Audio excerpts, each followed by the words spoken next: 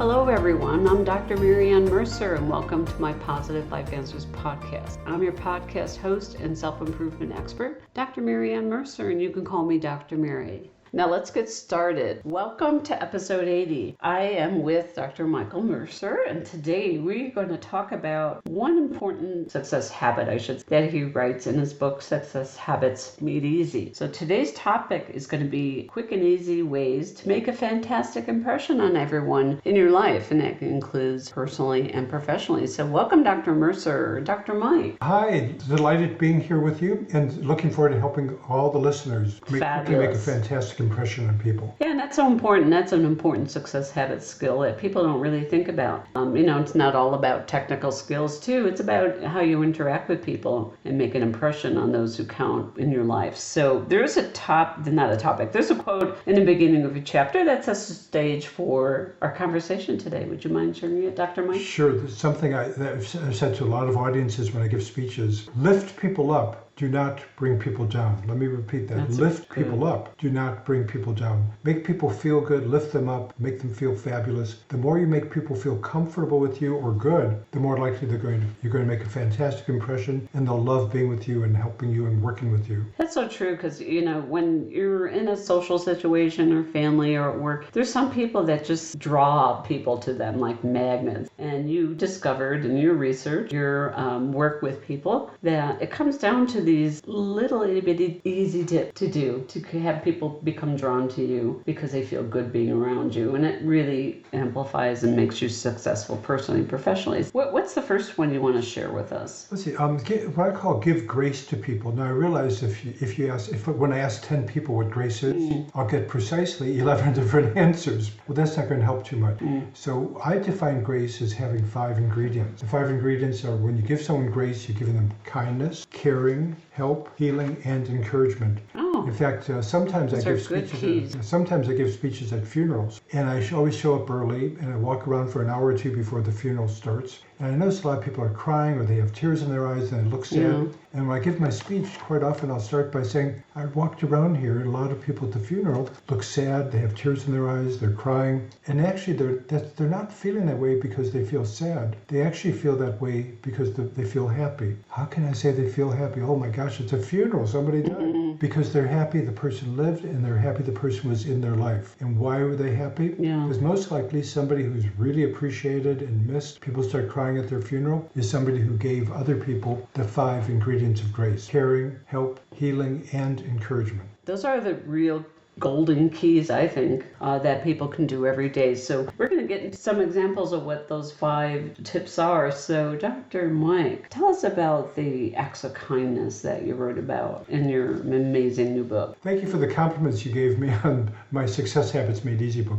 my latest book. One of them is every day do few unnecessary acts of kindness. Okay. Just be kind to people. That's really helpful. And what do you mean by that? How do you do that? Watch what people are doing and give them a compliment, for example. That's a great way to do it. For example, sometimes I'll be with people who are at their jobs, and I'll say, you're doing a great job. You make a great impression on the place. So you wrote about in your book, give a number of compliments a day. You said give 3 compliments a day or more. Can you give a little more suggestions as to what you mean by that for the listeners? Absolutely. Let me go into something interesting, some research I did on success habits and people giving compliments. The last corporate management job I had, I was a corporate manager at a company called Baxter International, about a $4 billion a year medical supply company. My first day on the job, my very first day, I walked in the door, and my boss immediately took me to meet with one executive after the other, because he wanted me to focus on something very specific. I was in charge of management planning and development and training. What I found out is that the company, part of the company where the executives were in charge, they had hired a lot of people who were equally intelligent and equally well educated, in fact quite intelligent, quite well educated with fancy college degrees, but they found that some of the people they hired zoomed up in their career, did great, got promotions, and were considered wonderful. I call them high achievers. And other people they hired, who also were equally intelligent, equally well educated, and all those good things, they weren't going anywhere. So I called the 2 groups high achievers and underachievers. So my boss wanted me to train the underachievers to be like the high achievers, help develop the underachievers to be high achievers. So I can't just say, well, here's what to do. I need to find out what they did. Right. So I actually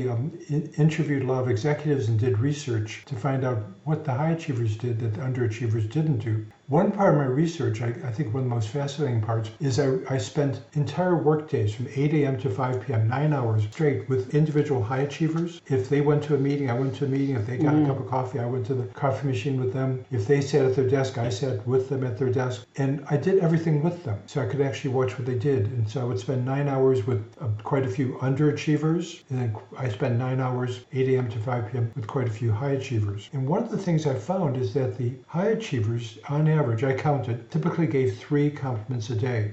In contrast, the underachievers, I counted, gave an average of 0 compliments per day. Isn't that interesting? Yes, high achievers gave 3 compliments a day, and I counted. Underachievers gave an average of 0 compliments a day. That's a huge difference, and I bet that accounts for part of the reason why some of the people who are equally educated, equally intelligent, equally also all sorts of ways, some zoomed ahead and got promotions, high achievers. And these are really easy to do and carry out. There's really no excuse to not give compliments. And I think you also wrote in your book, make it genuine. What would be one example of a compliment? Oh, tell someone they're doing a great job. For example, a lot of times I'll go to a store and there'll be somebody helping me at the store or some employee there, and they'll help me with something. They do a great job, and I say, "You're fantastic. You're a good role model for the other employees here. You represent your company very, very well." Over and over again, I hear the response. The employee says, "Well, I try," and I look them in the eye and I say, "No, you don't try. You actually do it." They actually did it, right? And they're thrilled. They're just thrilled. Such a big compliment. And so, some of them tell me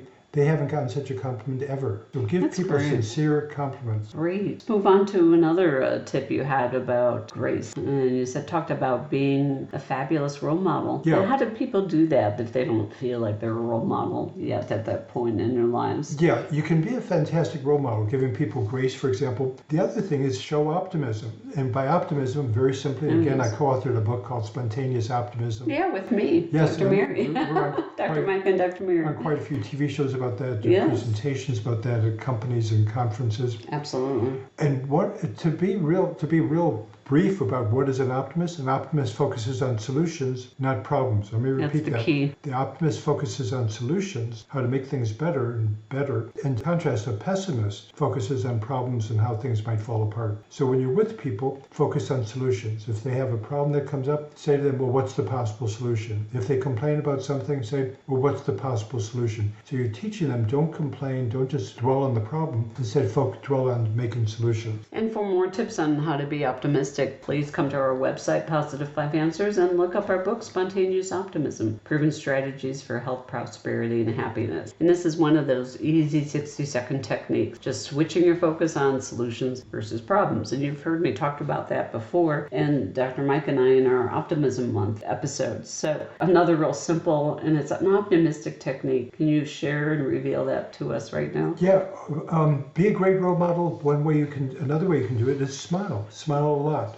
People feel buoyed up when you smile. So an optimist spreads good cheer. The non-verbal way to spread good cheer is to smile. That's great. And smiling is one of those, when you act happy, you feel happy. So a smile actually just triggers your brain to feel better and boost your mood. I notice when I smile at people, they're kind of like surprised, and then they smile back. And that's one way to start connecting with people. Yeah, so be a good role model that way. Yep, absolutely. Another technique is what I call name calling. I know that sounds like you're calling people bad names. What I mean by name calling is when you're talking with somebody or with somebody, use the person's name 2 or more times in each interaction. 2 or more times in each interaction. What's the reason for this? For each person, their number one most favorite word in the whole world is their own name. Yes. Just keep that in mind. Their number one favorite word in the whole world is their own name. Every time you say somebody's name, they magnetically focus on you and they feel good you use their name. For example, if you're interacting with a person named Terry, you might say, Terry, blah, blah, blah.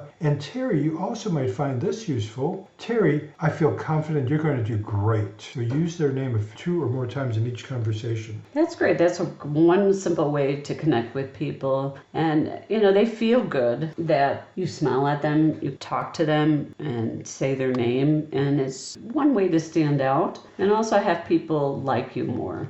Also, I told you that I followed around high achievers and underachievers for entire work days, 9 hours, 8 a.m. to 5 p.m. I noticed that high achievers that said the person's name they were dealing with 2 or more times in each interaction Underachievers very, very seldom said the name of the person they were interacting with. So Yes, quantitatively, that's right. high achievers use the name of the person they're talking to 2 or more times in each conversation. It's an easy, simple technique and actually feels good. And you'll notice people's ears perk up. They love that. And everyone, while you're hearing this is not something we just made up or we kind of hallucinated about. Dr. Mercer Dr. Mike did research to come up with these with high achievers and people who were really significantly successful in their lives. And these are really important people skills. This next one's really interesting that you mentioned in your book, and it's about being distracted when you're with somebody. And I'm sure everyone's going to listen to this part too. So what is that distraction that takes your attention off the person you're trying to connect with? This is so crucial and it's so current. Stop looking at devices when you're with people. That's for sure. Stop looking at your cell phone, your computer, whatever it might be. Just stop doing that. I just can't get over it. Sometimes I go to a restaurant and I see 2 people sitting there who apparently got together to socialize, and each one is looking at their phone. At their cell phones, yeah. They're not paying attention to each other. No. How do you connect with that? It's impossible. Your eyes aren't connecting to each other, right? That's one thing. And it makes the person feel unimportant, I would assume, right? Yeah, it sure does. It shows you really don't give a darn about being with them. That's so true, and it's such a problem now. Let me give an example for the listeners, and I think we can all relate. And, recently Apple Watches have become so, popular. So a couple women were wearing Apple Watches and so proud of their devices. They kept looking at it, and their emails go to their device, their Apple Watches. And I'm talking to somebody, and every few seconds she's looking at her watch because emails are popping up on her screen. And finally I said to her, do you need to get that? It seems like something important keeps popping up on your watch. And she kind of looked at me startled, and then she kind of got it. It's like, oh yeah, I have a bad habit of looking at my watch every 5 seconds because I'm getting emails on it. And, and I think that's really important to understand. An email, unless it's an emergency, it can wait for a few minutes. If you're with somebody, stop looking at your watches and responding to text messages and emails. If you can't do that for like a half hour during a time you're socializing with people and trying to connect with them, then you have your priorities mixed up. So stop playing with your watches for a few minutes and connect with people. Yes. And I think that's made your point even more important these days, right, Dr. Yeah, Mike? you see that all the time, everywhere in offices, if you walk down the street, if you go to a store. At restaurants, everywhere. like my example, yeah. Yes, yeah. it's amazing. Stop looking at your watches.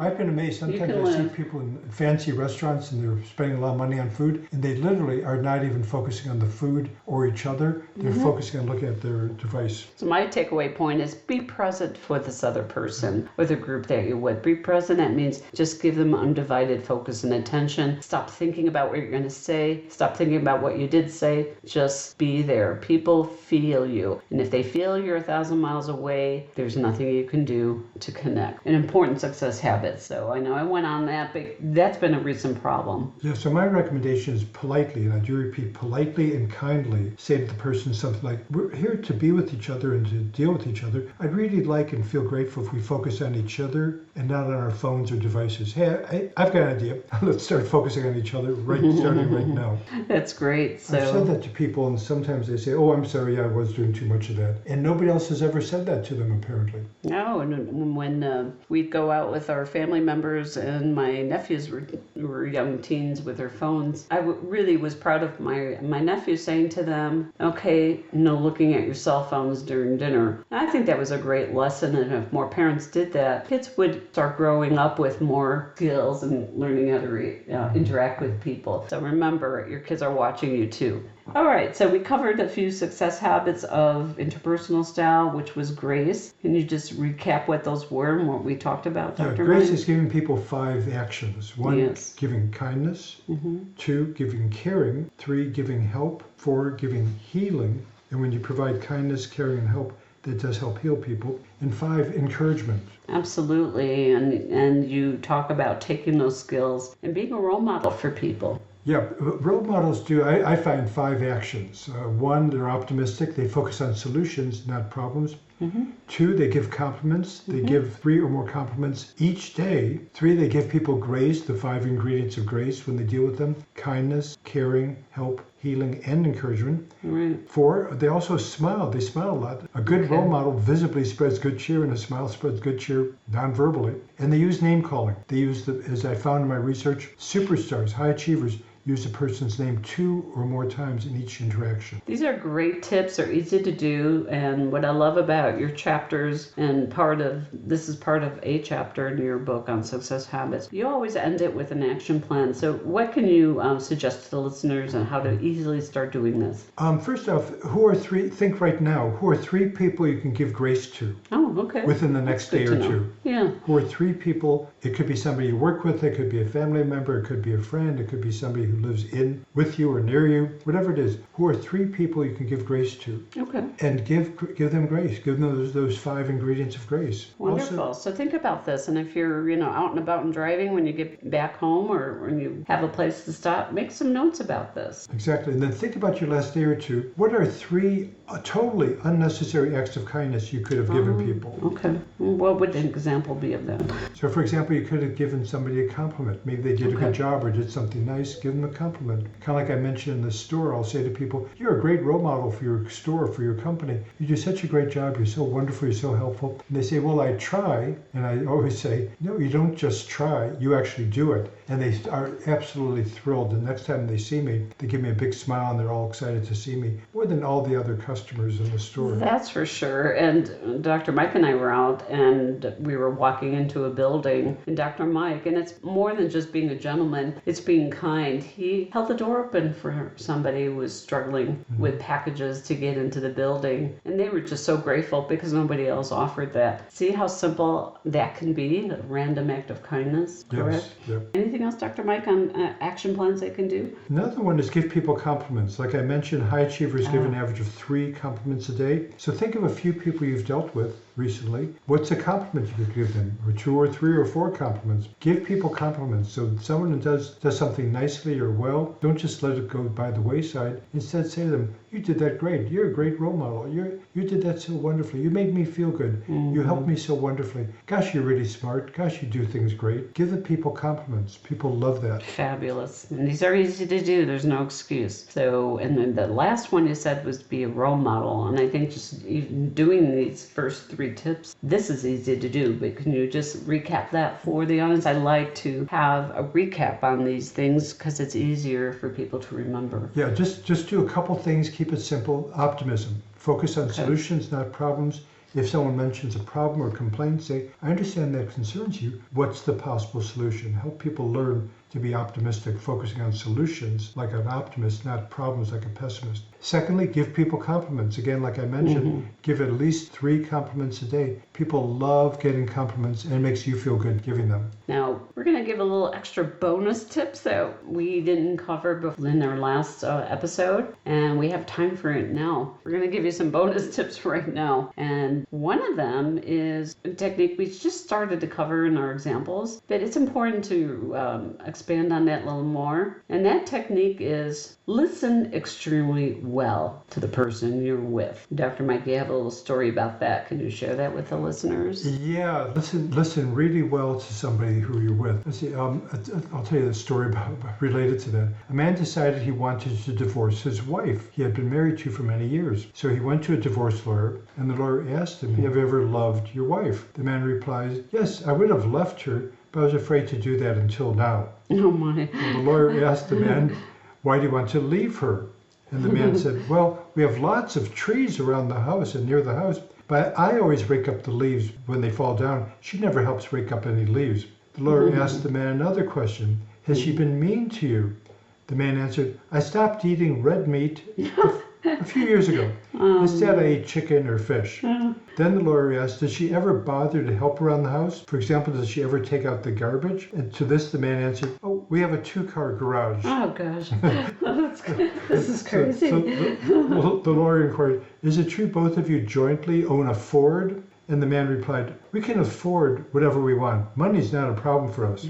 Finally, the man who wanted to get divorced was feeling frustrated because he did not understand the purpose of the lawyer's questions. So the man blurted out, "You're the lawyer. Why don't you ask me some useful questions about my marriage?" So the lawyer said to the man, "Why do you want to get divorced?" And the man replied, "Because we can't communicate." Oh my God, that's an amazing story. It's funny but sad. That last quote or sentence is really what it's all about. We can't communicate. Yeah, the point of the story is what, Dr. The point of the story is that sometimes the so-called conversation is really two dialogues going on simultaneously. So, Dr. Mike, answer this question. I think you bring that up in your book. How do you feel when someone does a lousy job listening to you? If someone does a lousy job listening to you, think about it, everybody. You feel unimportant, you feel ignored, and you feel frustrated. And you don't want to spend any more time or energy with that person who doesn't listen nicely to you. And Dr. Mike, you've conducted training workshops on what you call listening exercises. You start that in these workshops. So give us an overview of some good tactics on becoming a good listener. A few tactics. First, concentrate. Concentrate on what the person is saying. I think a lot of people are kind of narcissistic. They just want to talk about what they want to talk about. So what you need to do is focus on them.